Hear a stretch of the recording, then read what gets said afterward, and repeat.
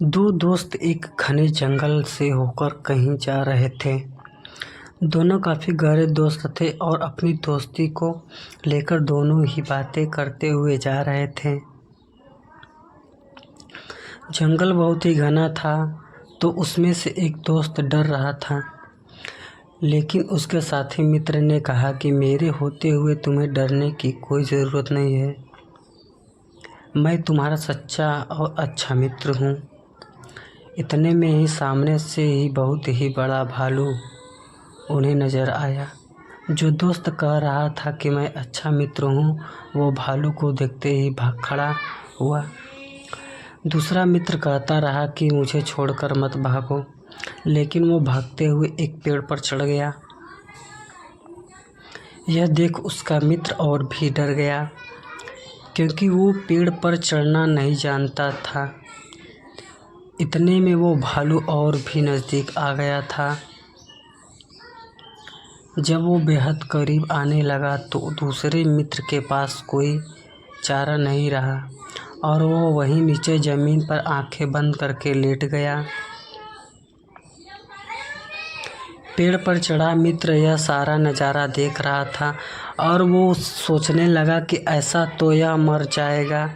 इतने में ही वो भालू नीचे लेटे मित्र के करीब आकर उसे देखने लगा। उसे सूंघा और उसके शरीर का पूरी तरह मुआयना करके आगे बढ़ गया।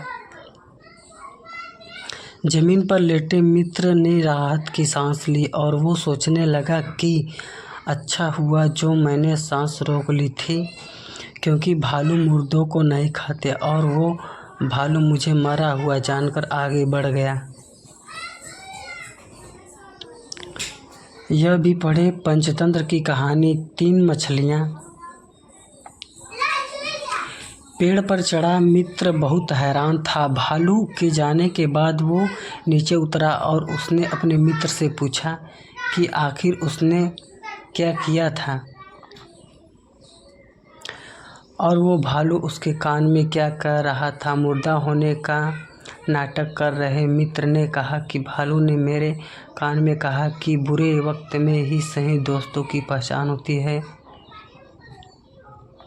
इसलिए कभी भी ऐसे दोस्तों के साथ मत रहो जो बुरा समय देखकर तुम्हें अकेले छोड़कर भाग जाए और जो वक्त पर काम ही ना आए। दूसरे मित्र को समझते देर न लगी और फिर दोनों आगे बढ़ गए।